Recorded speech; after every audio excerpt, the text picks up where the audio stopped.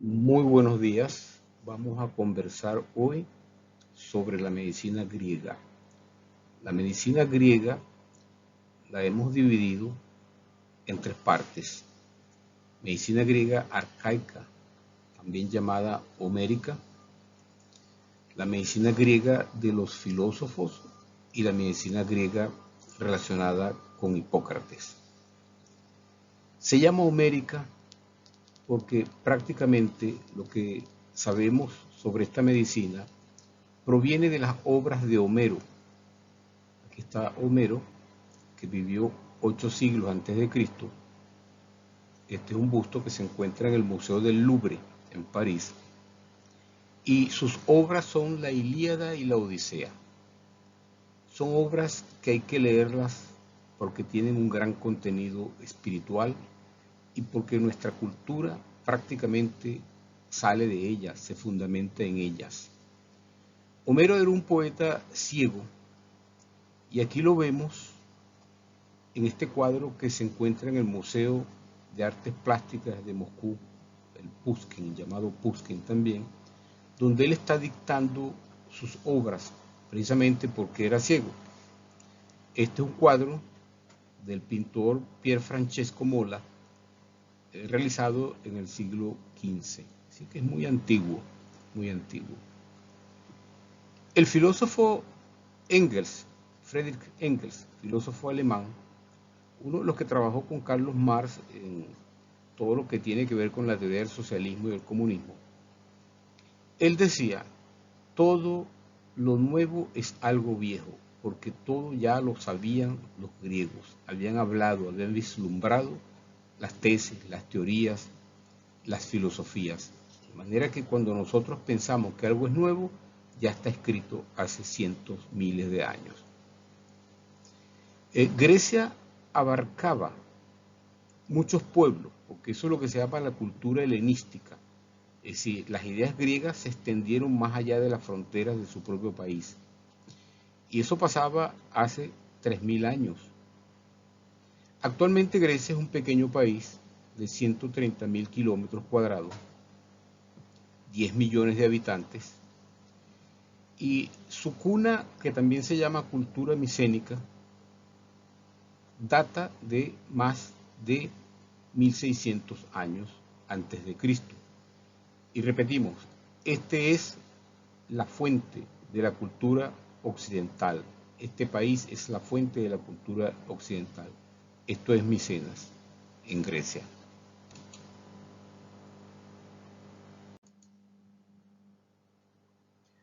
Dijimos que las fuentes para esta medicina son las obras de Homero y en primer lugar la Ilíada.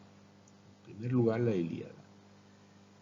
Ustedes pueden ver la película denominada Troya, que es la parte final de la Ilíada, pero que está muy en el contexto del, de lo que escribió Homero. Troya es una película muy buena, muy hermosa, se las recomiendo. ¿De qué trata Troya? ¿De qué trata Troya? Troya trata del hecho de que Paris, este que está aquí, esto es una estatua que está en el Museo de Artes Plásticas de Moscú, Paris, le robó la esposa a Menelao. La esposa de Menelao era Helena, considerada una mujer hermosísima, la mujer más bella del mundo, se decía en aquella época. En ese contexto entonces, la guerra de Troya, para que no se nos olvide y lo tengamos pendiente, es una guerra que supuestamente se desarrolla por un problema de falda, por un problema de amor, porque Paris le robó la esposa a Menelao, Helena. ¿Cómo lo resume esto Shakespeare, el escritor más importante de Inglaterra o el escritor más importante en habla inglesa? Él escribió una obra que se llama Troilo y Cressida. Y allí él expone esta idea para que no se le olvide a nadie y para que siempre lo recordemos. La Ilíada es la historia de una puta y un cabrón.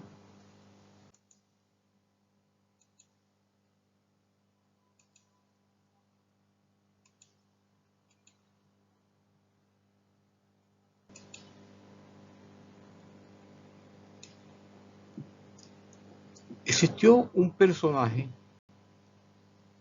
arqueólogo, pero no arqueólogo profesional, Henry Schliemann. Él se leyó en su infancia, en su adolescencia, la Ilíada y la Odisea, y no estaba de acuerdo con que estas historias eran simplemente leyenda o mitos. Pensó que había algo de realidad en estas historias homéricas. Empezó a hacer investigaciones y excavaciones en Turquía, donde se encontraba Troya, porque los griegos abarcaron, como ya dijimos, muchos pueblos, y entre estos pueblos estaba Turquía. Organizó excavaciones no solamente en Turquía, sino también en Grecia. Esto que está aquí es lo que se llama la Puerta de los Leones en Grecia. Y este que está aquí arriba montado es Schliemann. Esta es la Puerta de los Leones hoy en día. Él encontró en Turquía, en Troya, supuestamente el tesoro del rey Príamo, este que está aquí. Y aquí tenemos a Peter Tolle, que hace las veces del rey Príamo en la película que les he dicho, Troya. Y allí también encontró una máscara mortuoria, esas máscaras que se le ponen a la gente, sobre todo a los grandes personajes cuando mueren. Esta máscara mortuoria que está aquí, de puro oro, y que él dijo que pertenecía a Príamo. Eso es lo que se llama el tesoro de Príamo.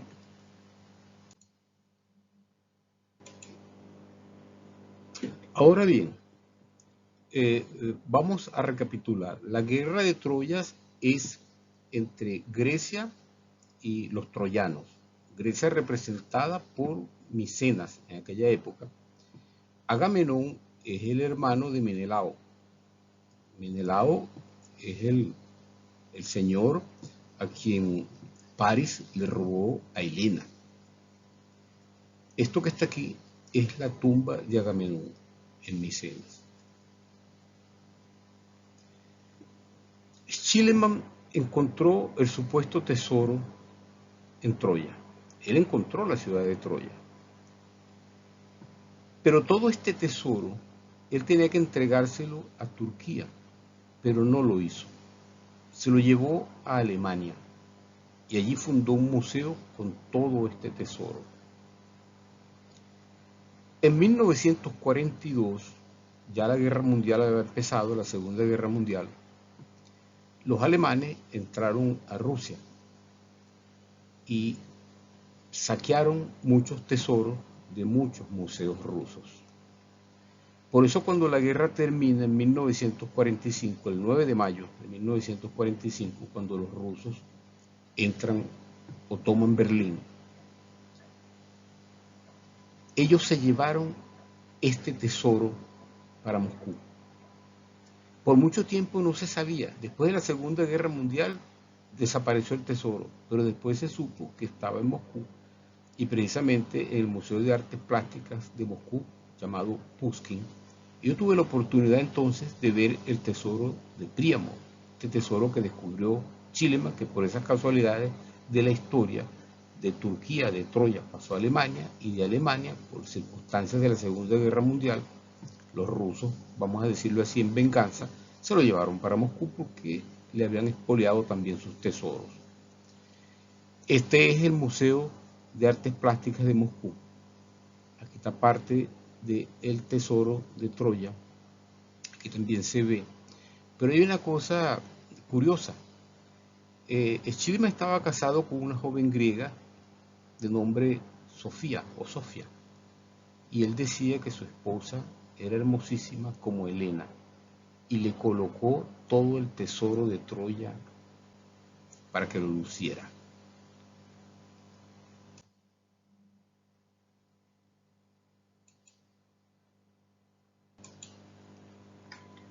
Ya dijimos que en la Ilíada se narra la guerra entre griegos y troyanos por una mujer.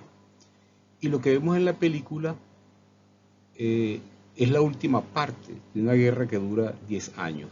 Es decir, la guerra de Troya cuando aparece el llamado caballo de Troya, que ustedes ven en la película. Hay también una película que se llama Odisea, la Odisea o también Ulises, porque inmediatamente que termina la guerra de Troya, uno de los personajes griegos que toma parte en ella es Odiseo, también llamado Ulises. Odiseo en griego y Ulises en romano. Él trata de regresar a su patria, Ítaca, y dura hasta 20 años tratando de regresar donde lo está esperando su esposa Penélope. Como él dura tanto tiempo fuera de su casa, Penélope tiene muchos pretendientes que quieren casarse con ella y ella les dice a ellos que ella le dice a ellos que va a casarse con uno de los sus pretendientes, pero luego de que termine un paño que está tejiendo. En el día ella teje este paño y en la noche lo desteje, y por eso dura 20 años tejiéndolo, esperando a su esposo. Ella es el símbolo de la mujer muy pura, de la mujer que espera a su esposo calmadamente. Pero hay algo más importante. Odiseo dura mucho tiempo fuera de su patria y por eso podemos ver lo siguiente. El psiquiatra español Achotegui describió en el 2002 una nueva entidad nosológica que denominó el síndrome de Ulises. Tiene que ver con los emigrantes. Y esto es importante para nosotros porque Venezuela actualmente tiene 8 millones de emigrantes. El síndrome del emigrante, o llamado también de Ulises, es el estrés crónico y múltiple que se caracteriza, por un lado, porque la persona padece unos determinados estresores o duelos, y por otro lado, porque aparecen amplios conjuntos de síntomas psíquicos y somáticos que se enmarcan en el área de la salud mental. El nombre proviene del personaje homérico Ulises. Ulises, héroe principal de la Odisea, escrita por Homero 8 siglos antes de Cristo, debe regresar a su pueblo, Ítaca, después de la guerra de Troya, solventando innumerables dificultades durante 10 años, pero en realidad fueron 20 años, fueron 10 años en la guerra y 10 años tratando de regresar. En ese periodo lo acosa la nostalgia por su patria y el sufrimiento por la lejanía de sus seres queridos. Hoy en día, cuando tenemos muchas dificultades o aventuras, decimos, fue toda una odisea.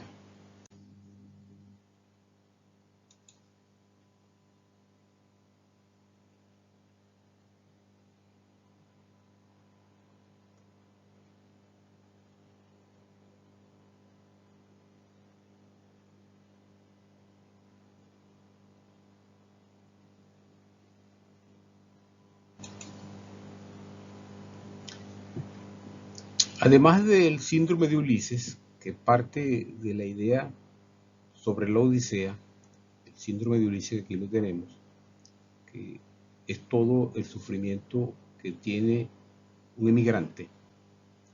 Tenemos una obra que se llama Ulises, precisamente, de James Joyce. Tiene como 1000 páginas y en realidad describe toda la aventura que representa para nosotros un día de nuestras vidas, un solo día.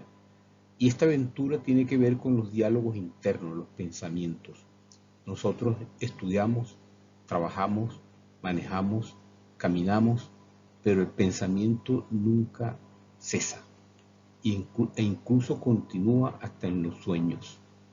Estos diálogos internos, estos pensamientos, si nosotros los escribiéramos, fueran también como 1000 páginas en un solo día. Bueno, aquí volvemos nuevamente al tesoro de Príamo, que se encuentra en Moscú, que ya dijimos cómo de Turquía pasó a Alemania, cómo los alemanes cuando invadieron Rusia se llevaron muchos tesoros y luego los rusos en venganza se los llevaron hasta Moscú y se exponen hoy en día en el Museo de Artes Plásticas de Moscú. Aquí está todo el tesoro, aquí está parte del tesoro y esto también viene siendo el tesoro de Príamo.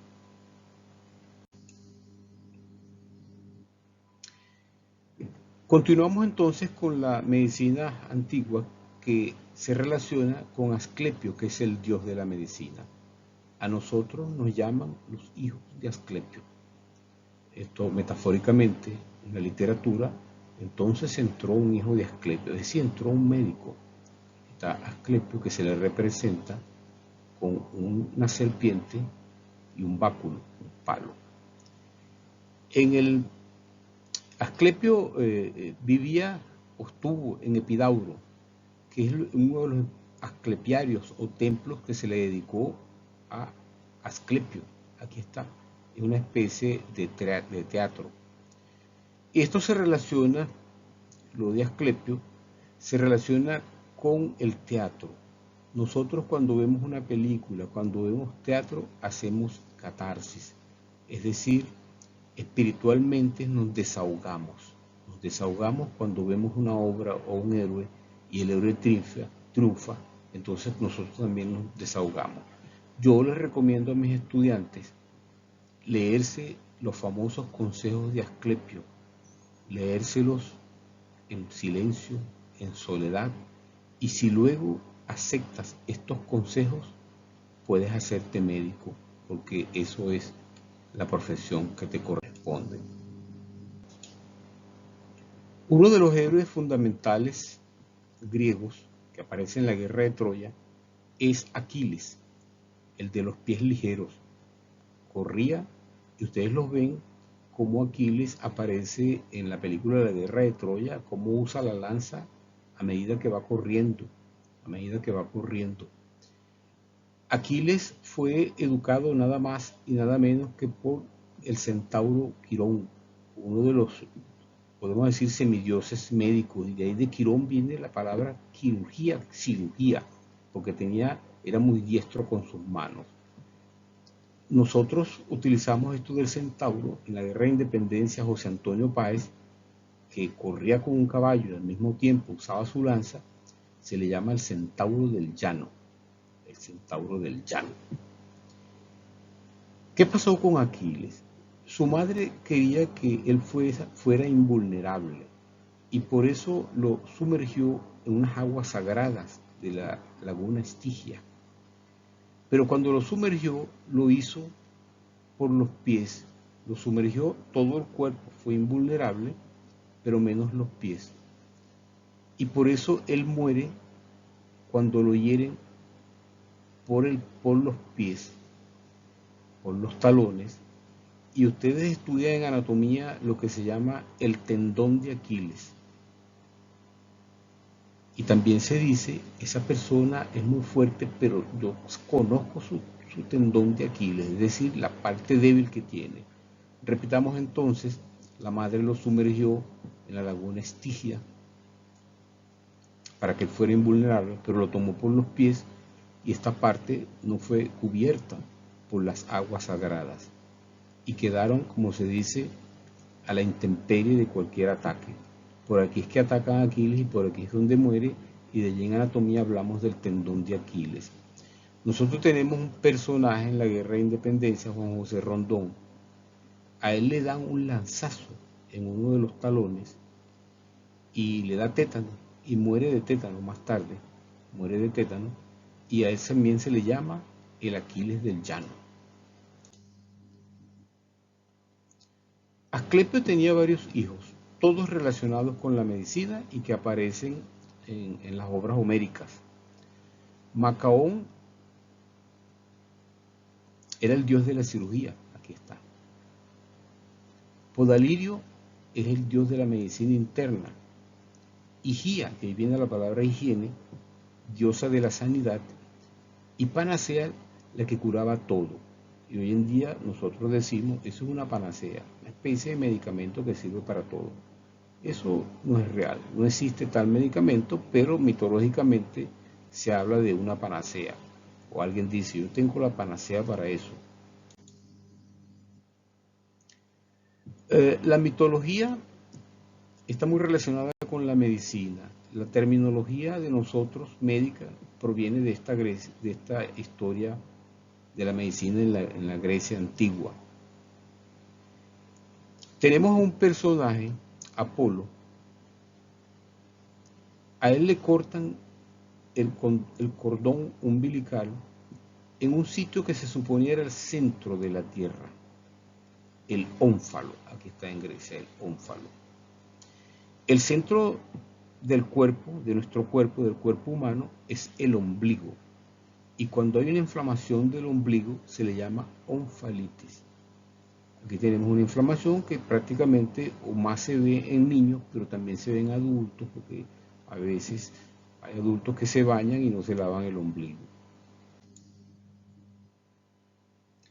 También nos viene de Grecia la musicoterapia, por Orfeo. Esto es un orfeón, de ahí viene la palabra orfeón, de Orfeo. Él es hijo de Apolo y es el dios de la música. Y hay una leyenda, un mito hermosísimo que se los recomiendo, que es el mito de Eurídice y de Orfeón. Ellos eran amantes, Eurídice murió, Orfeón fue al más allá, Orfeo fue al más allá a buscarla, pero le dijeron, llévatela, pero mientras estés en el Hades, es decir, en el más allá, no voltees para verla, porque se va a desaparecer, va a morir nuevamente. Él no aguantó, caminaron juntos, aquí van caminando juntos, pero Orfeo volteó para verle la cara a Eurídice y Eurídice nuevamente murió. A lo mejor esto quiere decir que no podemos nosotros estar viendo hacia el pasado, porque el pasado nos estanca, porque el pasado, si seguimos sufriendo, no nos deja seguir adelante. Seguimos con la terminología de Morfeo, que es el dios del sueño. Aquí está Morfeo, el dios del sueño. Esto es en la galería de Tretiakov en Moscú. De himnos nos viene hipnosis y de tanatos nos viene la tanatología. El término tanatología, que es la ciencia de la muerte, fue acuñado en 1901 por el médico ruso Elia Miechnikov, aquí está, premio Nobel de medicina, porque descubrió la fagocitosis.